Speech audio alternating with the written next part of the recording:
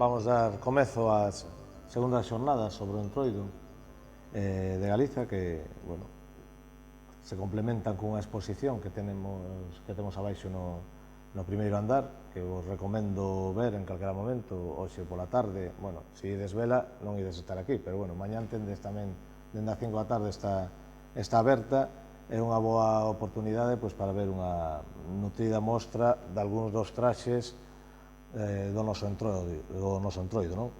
Obviamente é imposible xuntalos todos, son moitos máis dos que coñecemos, o Entroido moito máis rico e máis diverso do que cremos, malia que se ten falado moito do Entroido, parece que xa está todo dito, pois nós consideramos, moita xente, é unha obviedade, que o Entroido está moi pouco estudado e o que hai é limitado, non? Por eso, dende a Sociedade Antropolóxica Galega temos esta iniciativa de axudar dende a nosa humilde labor a poder divulgar e dar a coñecer esa riqueza e esa diversidade dun Entroido, que é unha festa do ciclo da festa do inverno que compartimos con moitas outras áreas de Europa, a veces moito máis parecido do que cremos, pero que aquí se conserva dun xeito, creo que extraordinario, pola súa riqueza e polos seus matices e polas súas variacións, non? Hoxe imos tratar un aspecto interesante tamén, aparte do relatorio, que será despois, máis tarde, que será o tema da música, porque consideramos que o estudo do Entroido non se debe circunscribir únicamente o que é a máscara, os ritos propios do Entroido, senón abrir o abano e incluir outros aspectos como pode ser o estudio da música do Entroido, que é fundamental. Acabades de ver un vídeo donde a música e os danzantes xiróvagos das trevincas son os protagonistas, non? Entón a música tamén debe estar presente, igual que deben estar presente outra serie de aspectos como eran os xogos lúdicos ou incluso a comida, que tamén ten as súas particularidades e as súas expresións propias deste momento do ano, non? Entón, vou vos decir cal é o programa, aínda que o tendes aí, pero algo terei que decir. Entón, comentarvos que hoxe vamos a aproveitar para presentar tamén un proxecto de recuperación dun Entroido tradicional, un deses moitos Entroidos que había na nosa terra e que aínda hai, e que, bueno, se foron perdendo nas últimas décadas, fundamentalmente polos cambios socioculturais que estamos sufrindo, polo desartellamento tamén, moitas veces, do mundo rural e sobre todo en parroquias, como son as parroquias de Pontevedra, as parroquias máis limítrofes, como pode ser Marcón, ou Tomeza, ou Mourente, ou Salcedo, que están nese ámbito do que chamamos periurbano, que xa non é nin urbano, nin rural, é unha especie de membrana permeable onde todo se mistura, e pois nestes lugares aínda existen Entroidos, ou existiron hasta moi pouco, que é posible recuperar e pôr en valor, non? Pero, bueno, deso falaremos agora a continuación. Tamén é o momento de facer unha semblanza hoxe dun recordatorio, un in memoriam a Francisco Añel, que quizáis nesta zona non sexa moi coñecido, pero na zona do interior de Ourense, na zona de Xinzo, de Laza, perdón, na zona de Laza, si era unha persona, era un factotum, unha das personas que máis axudou tamén a recuperación, o uso dos traxes do Entroido. Hoxe teremos unha conferencia sobre eso.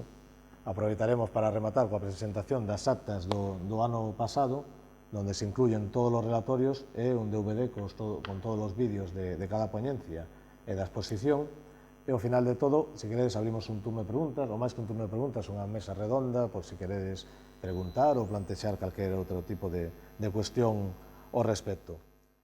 Ben, como di a Rafa, o tema de Vilaboa foi justamente preguntando e indagando polo entroido de Vilaboa, cando nunha entrevista en Salcedo, o señor Herminio Peón, que foi, bueno, o pai del, el e máis o fillo, 3 xeracións foron padricadores no entroido de Vilaboa, non? E entón, falando con el sobre o tema de Vilaboa, pois na conversa interviu a súa muller, que, bueno, os dous morreron, ela era natural de Mourente. Entón comentoume, estamos falando, isto pasou o día 22 de xaneiro de 2000, ela interviu na conversa, e entón recordaba que alá en Mourente, que viña un bando de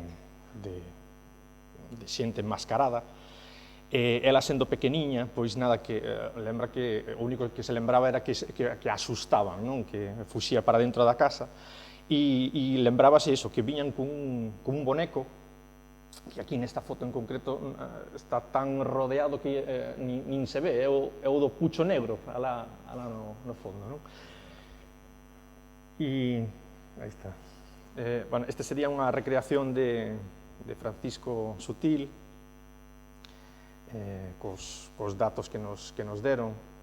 Este sería, o que son as fotografías serían dos últimos intentos de manter a tradición en concreto no barrio de Pintos, non? E estamos falando dos anos finais dos 80, comezos dos 90, e a tradición xa se deixara de facer, pois basicamente eran 5 barrios que facían bandos diferentes, e eles intentaron manter a tradición, pero basicamente todos os deixaron alá polos anos 60, non? De facer, e eles, así, creo que foron 2 anos que intentaron recuperalo. Entón, nas fotos tamén quero que teñades en conta que non é a tradición, digamos que tal como van vestidos aí, o propio entroido, non é como realmente era antiguamente, non? Entón, iso, foi o primeiro dato, e o problema é que por circunstancias aparquei, o recollín, o aparquei, o dato, 2000, estamos falando do ano 2000, e no 2010, o 17 de agosto, alá me decidín ir a Mourente, e nada, realmente en 2 días falaronme de 4 entroidos diferentes, non? En concreto, en Mourente, facían tamén este tipo de bonecos, de feito, os levaban a Pontebora, o que me levou á seguinte pista, que era o entroido de Pontebora, e en Pontebora, onde preguntei, pois tamén me falaron de outro tipo de entroido, onde 2 barrios, en concreto o de Vilares e o Tombo, batallaban polas noites cun boneco que lle chamaban o Tapullo, que era un boneco feito de trapo, e digamos que aí a rivalidade consistía en que os de Vilares yo tiñan que deixar aos do Tombo, e os do Tombo tan pronto descubrían, yo volvían a levar aos de Vilares, non? E justamente aí descubrín que realmente o bando que viña co boneco e coas bucinas, que era esa referencia do ano 2000, o bando viña de Marcón. E ben, alá me fun, e entón, entre os anos 2010 e 2013, bueno, fixen bastantes entrevistas, e nada, farei entón agora o resumo, máis ou menos. Si facer referencia a que, 2 días, collendo un coche, saíndose a 3, 4, non sei, Marcón, Pontebora, non sei a canto está exactamente, pero en 5 minutos un chega aí. Entón, sorprende, non, que descoñezamos isto cando está xusto aí ao lado. Sí, andando, dando un paseo, chegas tamén e empezas a preguntar aos veteranos e ás veteranas e nada, descubrenche aí todo un mundo. E entón, sí, para que vos fagades unha idea, Marcón, Mourente, que facían tamén este tipo de bonecos, Pontebora, que debo dicir que Pontebora, antes da Guerra Civil, debía de ser como unha especie de centro neurálxico onde acudían comparsas de Mourente, de Tenorio, de Viascón, de Xeve, e iban todos a Pontebora, non? Onde facían unha especie de palco, facían diferentes tipos de farsas. O problema é que despois coa Guerra Civil iso desapareceu, non? Despois, bonecos de palla, tamén hai referencias en Tenorio, en Borela e Xesteira, que estamos falando de Cotobade, xa do Concello de Cotobade. Teño registrado tamén en Xustanse e Taboadelo, onde de feito en Taboadelo levaban en Andias o Santo Entroido e o queimaban o martes de Entroido no Coto da Videira. Debo dicir que este Santo Entroido e algún outro dos que vos farei mención o adornaban visiblemente a nivel das súas partes, non? Era un entroido destos fálicos ben visible. Despois en Ponte Caldelas, en concreto os de Cuñas, pois nada, había o da Sardiña. Despois en Vilaboa, en concreto, había o de unha parella, a madama e o galán, que elexían, que tamén o martes pola tarde, como un último acto, facían como unha especie de representación de un bautizo ficticio, onde a madama e o galán tiñan un bonequiño que bautizaban, non? E despois xa en Darbo temos dous bonecos que facían unha parella, que era Xan das Bolas, en concreto no barrio da Balea, e a tía Dora, que o facían no Outeiro. Despois os xuntaban, os levaban todo pola parroquia adiante. Despois tamén reseñar isto, ou resaltar o de a farsa da vaca, que o facían no Vilar, en Ponte Sampaio, e tamén en Xustás.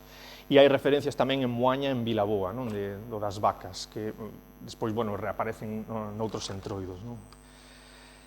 E despois tamén corridas de galo, pois en Taboadelo, en Acevedo, en Romariz, e Soutomaior, a Inso, a Ponte Caldelas. Despois en Pazos de Borbén, na Ermida, en Moscoxo, as Muras, Borbén, aí xa había o dos carros con unha reina, un rei, unha novia, un novio, madamas e galáns. E, falando das madamas e galáns, o que eran as madamas e galáns das dúas beiras da ría de Vigo, non? Habíaos tanto en Redondela como en o que é Vilaboa, Moaña e máis Cangas, non? Digo isto para que vos fagades unha idea, non? Da riqueza que había realmente antiguamente aquí preto de Pontevedra, non? E o problema é que, claro, a gran maioría deles desapareceron, exceptuando a mellor o de Acevedo, a corrida de galo de Acevedo, as madamas e galáns de Vilaboa e máis o Ío. Pouca cousa queda realmente, non? Nesta zona. Entón, centrándonos xa no que é o entroido de Marcón, a medida que fago o relatorio, supoño que vos daredes conta do insólito que é este tipo de entroido, non? Insisto que os bandos eran, dentro de Marcón, o facían en cinco barrios diferentes, no Albeiro, en Valadares, na Barcia, na Ermida, en Pintos. E o motivo que dan eles a hora da desaparición de todos eles, insisto que alá polos anos 60, 70, antes dos 70 polo menos, quitando eses dous intentos de Pintos, pois foi, sobre todo, ese corte que se produciu coa Guerra Civil, a emigración, sobre todo a marcha dos mozos, e a desaparición dos veteranos, non? Os que coñecían e os que no seu momento participaran e armaran os diferentes bandos. Si é importante fundamental, de feito, a clara distinción que os máis veteranos, os que me falaron do tema, e é que antes da Guerra Civil os bandos estaban formados basicamente por mozos. En cambio, despois da Guerra Civil, digamos que este entroido quedou relegado aos rapaces, non? Entón, de feito, antes podían ir mozos de ata incluso 25 anos, e, en cambio, despois eran nenos de entre 10 a 16, non? Máis de 16 non tiñan. E esa infantilización do entroido é algo bastante típico, é un fenómeno bastante común, dase noutros lugares, non? Cando os representantes ou os protagonistas fundamentais do entroido son justamente os mozos e os mozos solteiros, cando eles o deixan, cando realmente perde o significado ou cando xa non hai mozos realmente, pois digamos que a tradición queda relegada aos máis pequenos, non? Ben, justamente o bando, normalmente o formaban uns 7, 10, eran 7 ou 10 os componentes, variaba. Normalmente sempre botaban man dun veterano, un señor xa maior, que era o que organizaba, o que lles dicía como eran os bailes, como eran os toques das bucinas, o que os axudaba a elaborar o boneco. E digamos que nesa organización, basicamente o que tiñan que, os mozos ou os rapaces, o que tiñan que conseguir eran as roupas para o boneco, as roupas para eles mesmos, e normalmente xa sabían a que casas ían, nos diferentes barrios. De feito, eran motivo os panos que había, antigos, incluso as bocinas, o estoque que vos falarei del, eran, digamos que, obxetos bastante apreciados e sabían que eran escasos, de feito, pelexaban por eles. De feito, hai xente que recorda de verdadeiras batallas entre rapaces por apropiarse, en concreto, por un estoque que tiñan nunha casa. E nada, eso, de converter o tema do estoque, de apropiarse del para o bando, pelexar por el, non? Entón pasou a iso, o entroido, o propio entroido, o boneco, tiña o tamaño dun home, a altura dun home, e o elemento principal, de feito bastante difícil de conseguir, era o que era a galla, non? Que era normalmente de carballo, porque a galla, claro, tiña que ser bastante simétrica para as pernas. Entón xa me dicían que, de feito, leo, iso temos subido a máis de 20 carballos para encontrar a jalla apropiada. E de feito, ás veces que veían que era unha moi boa jalla, igual, anticípome, o boneco, evidentemente, ao final vai morrer, salvaban, a parte da roupa, salvaban tamén esa jalla, non? Para os seguintes anos. Despois, a roupa, sabedes, tiña que ser roupa de mariña. De feito, pedían aos mozos que estiveran na mariña para obter os pantalóns e máis a camisa. Tiña que ser roupa branca, zapatos ou botas indiferentes, o chaleco, normalmente, inda que aí vedes que é negro, normalmente era vermello, un chaleque vermello.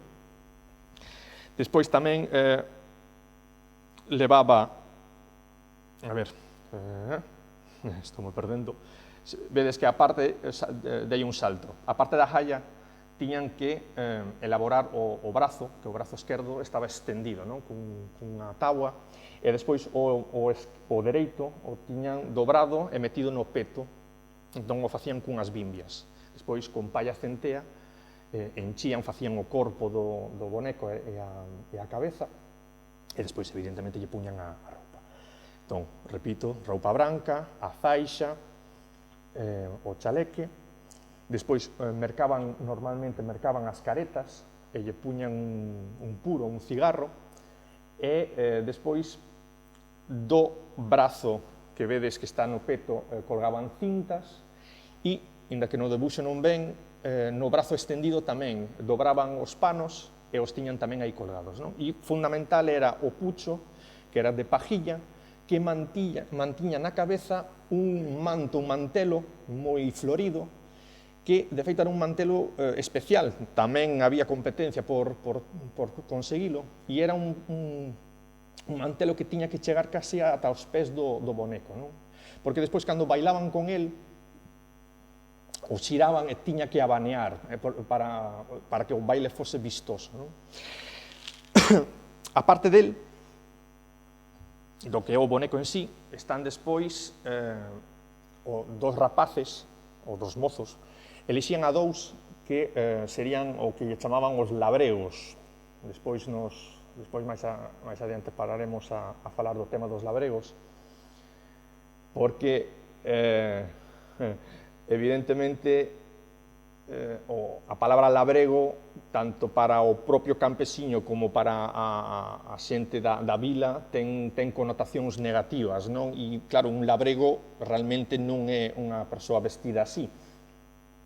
Entón, despois vos comentarei o tema do detalle do nome.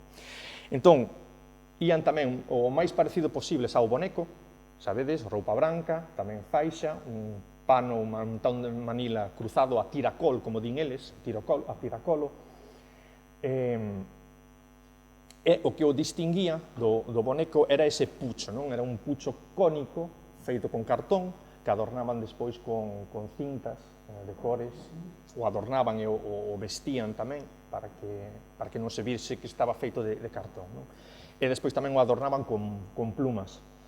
Despois, no brazo esquerdo, sabedes, o que leva é un pau con algo que se semella moito a unha bayoneta, eles chaman un estoque, tamén o adornaban con cintas, e realmente servía de apoio, non? Para o baile.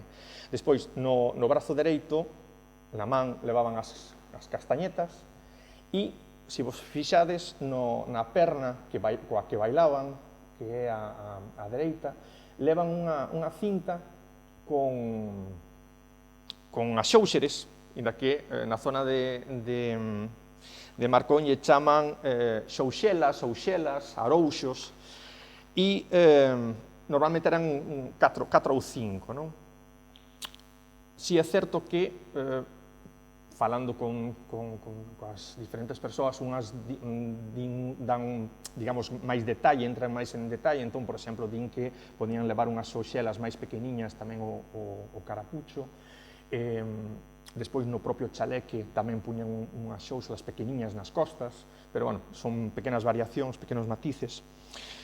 Entón, están os dous labregos, que son dous, que van a bailar diante do entroido. Entón, o resto do bando eran, pois, iso, 6, 7 máis. Un deles era o encargado de bailar con ese entroido, non? E ese que bailaba máis os demais, normalmente, e aquí sí que hai unha gradación entre o que din uns e o que din outros, entón a gran maioría di que estes, en cambio, non ían ben vestidos, iban farrapeiros, con roupa bella, con caretas, cando os dous labregos non ían con caretas. Tamén podían levar ese tipo de carapuchos, algún xa especifica que debían de ser máis pequeniños, non debían de destacar tanto como os carapuchos dos dous labregos. E a función deles coas caretas era realmente facer contraste tanto co boneco como cos labregos, e a misión que tiñan tamén era de meter medo, non? Entón, como digo, un deles era o encargado de levar o entroido, nos sombreiros, e os demais o que ian a facer eran tocarlles aos dous labregos e máis ao que bailaba, non? E tocaban con un instrumento que si é un pouco peculiar.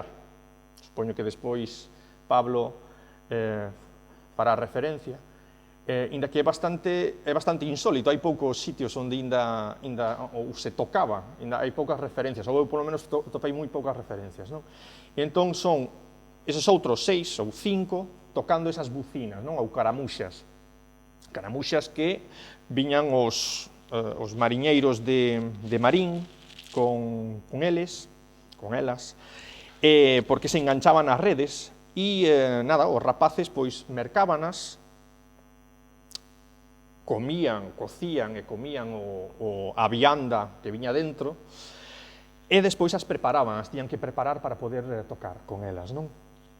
Debo dicir que normalmente as bucinas, o habitual, é que se empreguen para chamar ao rabaño, para cando había as roldas das regas, despois tamén para reunir aos veciños cando se perdía mellor algún animal no monte, para que os veciños acudisen e axudasen a topar o animal, non? Tamén se empregaban para as cornetadas e despois xa no día a día pois para vender o que vendía o peixe, normalmente era o instrumento con que se anunciaba. E, curiosamente, tamén cando chegaban os mariñeiros do mar. Entón, vou comentar isto, que é dunha señora que naceu no 26, que ainda lembraba, non? Que ela sempre lle dicía a súa avoa que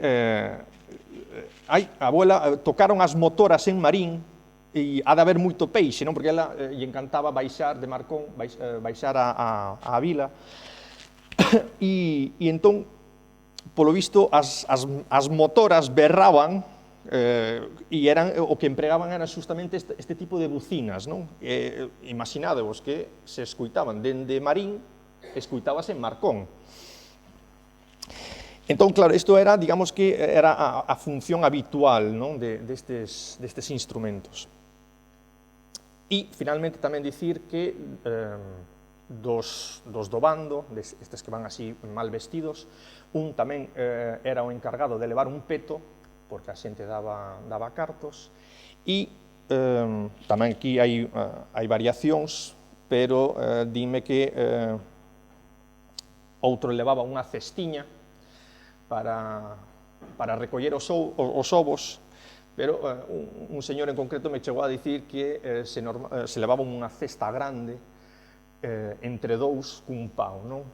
E era onde ian xuntando os ovos que daban e no peto os cartos que daban.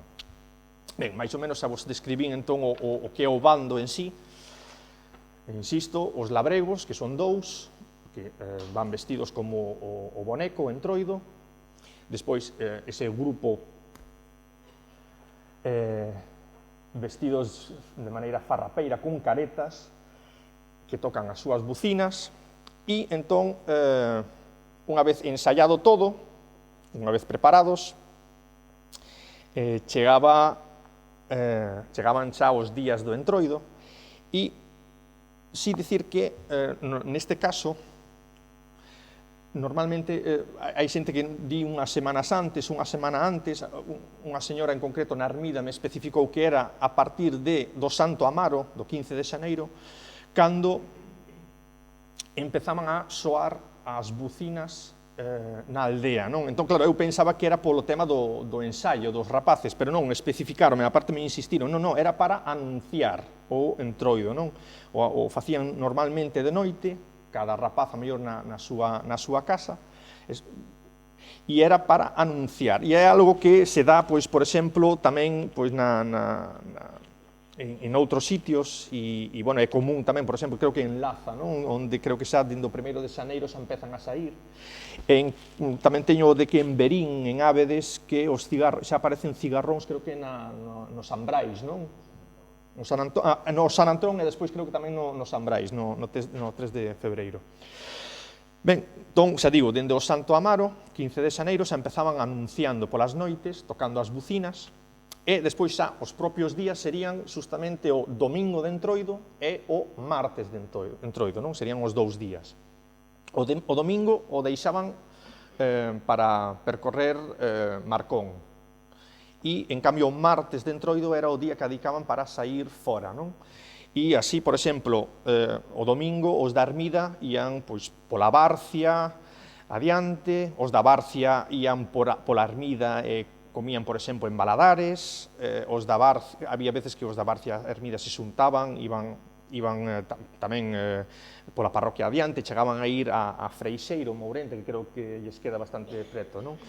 Despois, Pintos tamén tiñan, digamos que xa sitios concretos todos os anos onde ian a comer, de feito. E no Albeiro tamén, en Baladera xa digo que tamén. E, iso sí, antes, ese domingo, e despois tamén o martes, pola mañán, xa se xuntaban e xa, antes de sair e antes de facer o percorrido, xa anunciaban, non? Ese bando xa se anunciaba tocando as bucinas.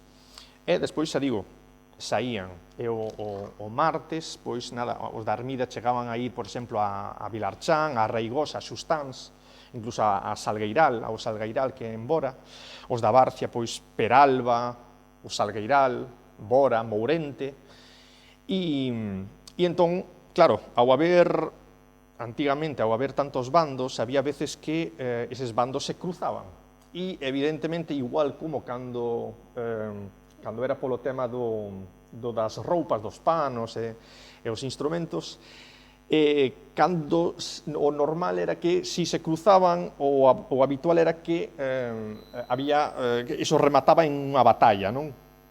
De feito, xa dicían, vamoslle desfacer o entroido a estes, e de feito, remataba en pelexas, e era, digamos que un elemento que tamén se dá en Vilaboa, tamén se daba antiguamente entre os xenerais da Ulla, que eses encontros dos diferentes bandos eran, digamos que, encontros moi volátiles, volubles, non sei como dicilo, pero digamos que aí a liña que separa o protocolo, a amizade é máis, digamos que o elemento combativo, pois moitas veces se cruzaba, non? Finalmente, cando ían polas casas, pois evidentemente tiñan que pedir permiso. De feito, preguntaban ao dono e á dona da casa si vai o entroido ou non vai, non? Porque podía haber, por exemplo, podían estar de loito ou non querer que o bando entrase. Entón, evidentemente, primeiro tiñan que pedir ese permiso. E nada, unha vez obtido o permiso, e antes do baile, había o que lle chamaban había os vivas. E os vivas,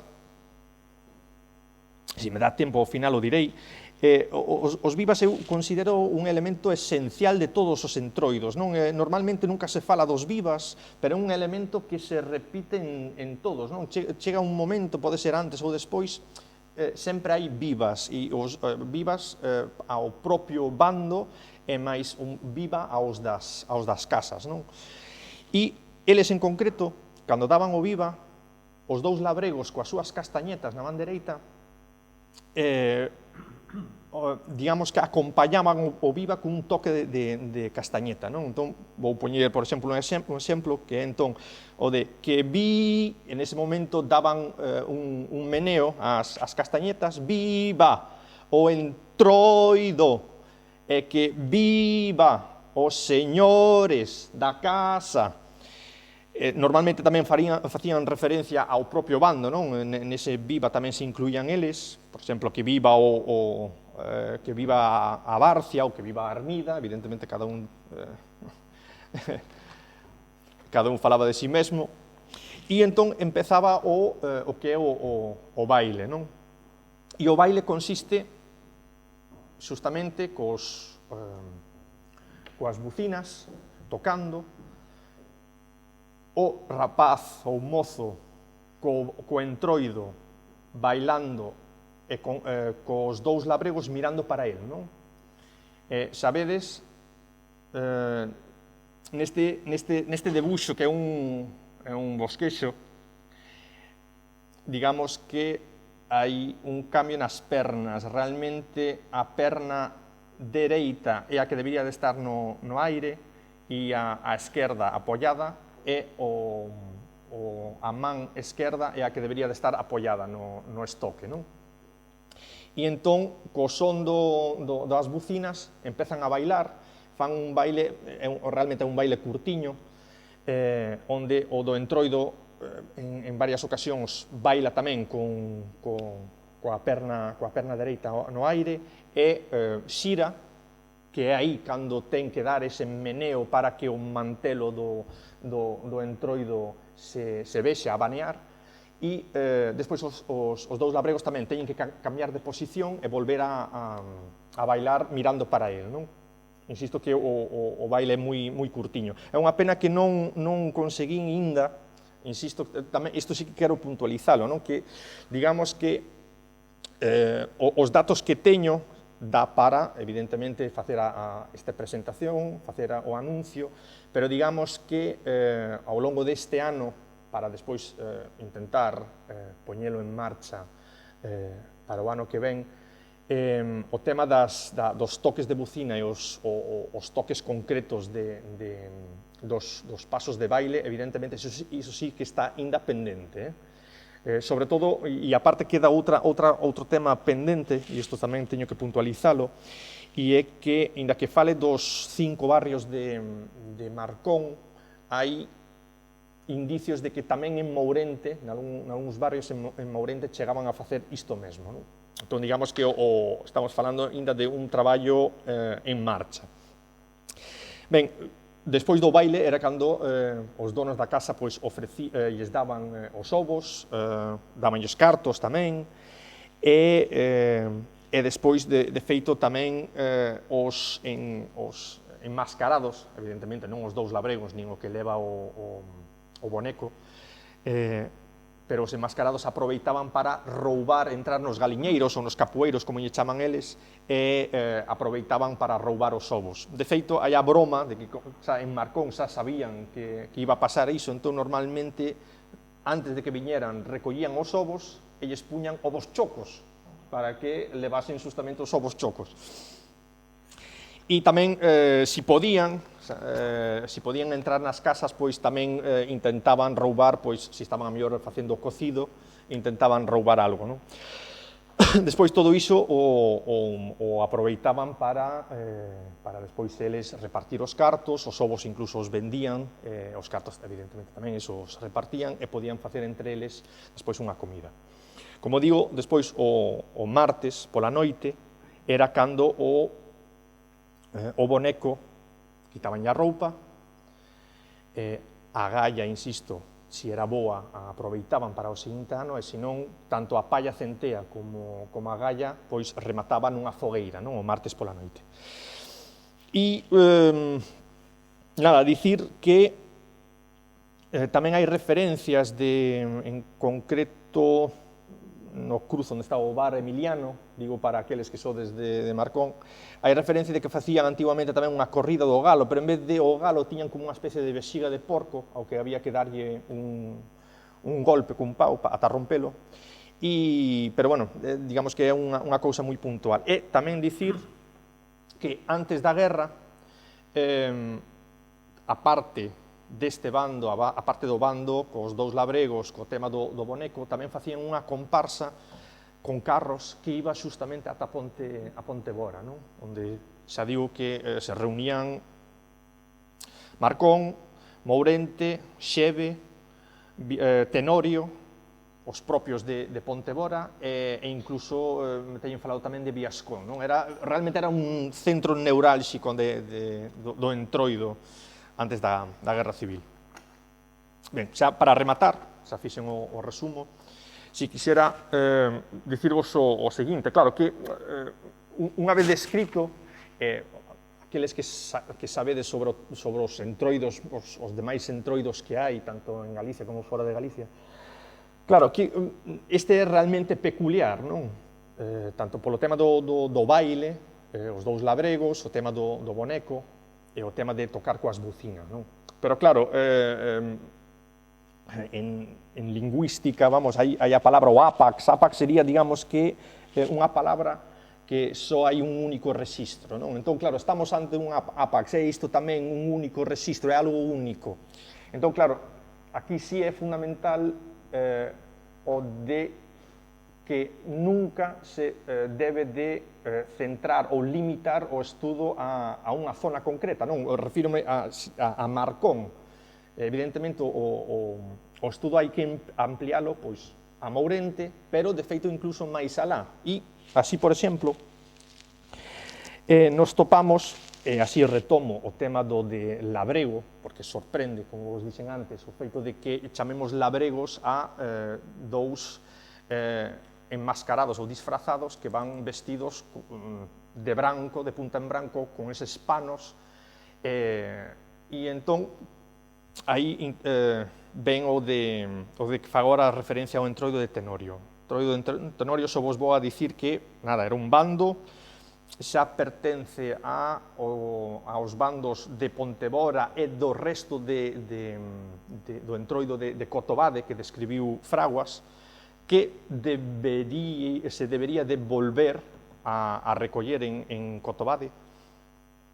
Entón, estaba formado, isto sí que vos lo vou a dicir a correr, estaba formado por os lanceros, que iban a cabalo, xente de tropa, vestidos como se fosen soldados, damas e danzantes, as muradanas, coa vestimenta tradicional galega, os oficios, os maragatos, e despois vou destacar, evidentemente, os dous labregos que levaban eles, e despois tamén un oso, e máis o seu coidador, non? O do oso, si volo quero describir, porque tamén en Almofrei, que é esa de Cotobade tamén, tamén saía, no bando, saía un oso, non? En concreto, fago mención porque normalmente hai moi poucas referencias, sobre todo a nivel de Galicia, de osos, non? Hainos, pero son pouquiños. E entón, aquí en concreto, o oso levaba unha pel de cabra moi grande, cubrindo un mono, e despois a careta, a cara do oso, o fixeron con o colo, a saber de que tipo de pel era, de un vestido de muller, non? E esa era, digamos, que a máscara, e despois o resto do corpo era unha pel de cabra, non? E iba adornado con dúas vexigas cheas de area nas entrepernas, non? Despois lle puxeron un anel nas ventas dun boi e unha corda, e un paisano ia tirando del, e lle chamaba, pois, e iba tocando unha pandereta, e lle chamaba Mariano. De feito, lle dicía, baila, Mariano, baila, e el facía esa representación, non, de oso. E tamén debo dicir que na Ermida, en Pazos de Borbén, a xente ainda lembra nos anos, creo que 50, de pasar por aí un oso co seu coidador de verdade, facendo tamén o do baile, pero xa un oso real. E finalmente, e párome agora entón nos dous labregos que ían diante deste bando, non? De Tenorio. Estes dous labregos levaban tamén sombreiro cónico, tamén adornado, pero a roupa era, en cambio, unha roupa bella, farrapeira, iban con careta, levaban cintas na roupa, de cores, pero, insisto, roupa bella e con careta. Despois levaban tamén entre as pernas unha choca grande, e despois unha vara que levaba un arouxo, unha xouxer, vamos. E a función deles era abrir paso nas estradas e nos bailes, digamos que facer o coro para permitir aos danzantes, as madamas, as muradanas e todos os demais para que poidan bailar, non? E con ese pau que leva o arouxo, apoiábanse e daban pinchos, máscara típica dos boteiros, etc. Pero, insisto, máscara xa con roupa bella, na que levase cintas, careta, e despois o carapucho, non? Corto. E entón, dicirvos que, neste caso, o que estamos é ante que probablemente sexa o labrego si xa original, este xa é especulación miña, e no caso de Marcón, eses dous labregos vestidos de branco realmente serían como unha especie de fusión entre eses labregos vellos e os danzantes, non? Pero, bueno, isto xa sería especular. e iso, dou fin a charla. Bueno, vou ser moi breve. Si, faz ben en cortarme.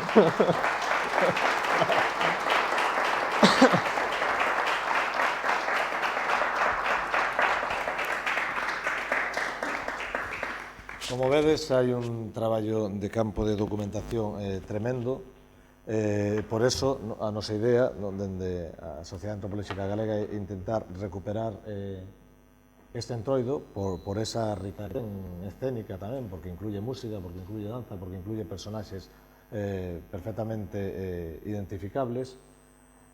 É un traballo, obviamente, que non se pode facer en 2 días. Se quere facer algo ben, se quere facer unha chapuza non, pero se quere facer algo ben, porque hai que facer os traxes, hai que reproducilos, hai que conseguir os elementos, hai que saber como era a danza. A veces hai que facer un traballo, como di el, casi de reconstrucción, porque sabemos que a memoria parcial, unha persoa se lembra de algo, outra persoa se lembra de outras cousas. Hai que reconstruir todo, a danza, o ritmo, a música, para poder facelo en condicións, non?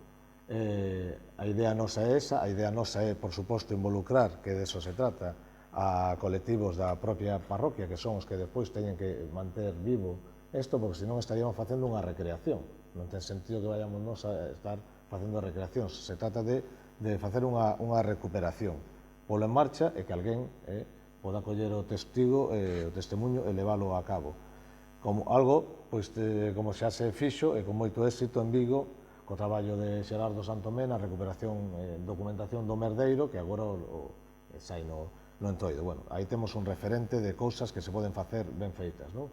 E tamén o interesante, como unha forma de achegar este entroido, estas características, a propia vila, que é algo que temos aquí ao lado, e saber que hai un entroido tradicional, que, como di Xosé, había en moitos sitios cousas similares, non? Anda que non perduraran, pois xa que o entroido saía un día do seu propio ámbito da súa parroquia, pois ese día, ese martes, poder traelo a Pontevedra, pero desde logo non nunha comparsa ou nun desfile de carnaval, porque unha cousa é o entroido e outra cousa é o carnaval urbano, non? Habería que estudiar como se integraría dentro de facer o mesmo que na parroquia, pero no ámbito do casco vello, pero bueno, eso é algo que haberá que ir desenvolvendo no transcurso do ano. Bueno, a idea está aí. Eu creo que é un traballo que merece a pena, que é recuperable, porque hai testemunhos orais desde hai nada, houve un intento de facelo nos anos 80, é unha proposta que achegamos para dar un paso máis no coñecemento, na divulgación e na recuperación de tradicións que realmente merecen a pena.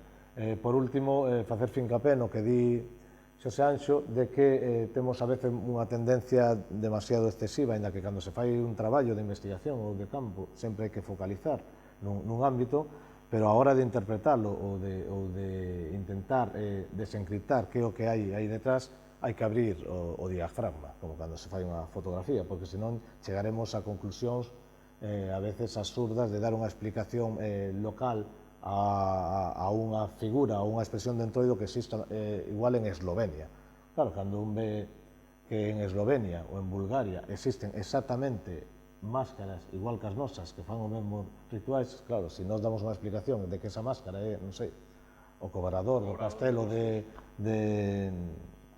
Monterrey, pois, bueno, eu non sei se iría hasta Bulgaria ou Lituania, pero hai cousas moi similares. É un exemplo, non, de que, aínda que hai elementos locais que sempre se van collendo, hai que ter unha visión máis amplia para poder interpretar eso. En esta xornada falaremos precisamente mañán tamén dese ámbito máis amplo, do ámbito temporal, que son as festas do ciclo de inverno. Finalizamos esta ponencia, despois ao final, se alguén ten algunha pregunta ou dúbida, podemos falar, ou se alguén quere tocar as bucinas, aí temos un exemplo das bucinas, e abaixo temos na exposición, hai unha réplica do traxe do danzante labrego, un prototipo do que poderíamos ir desarrollando.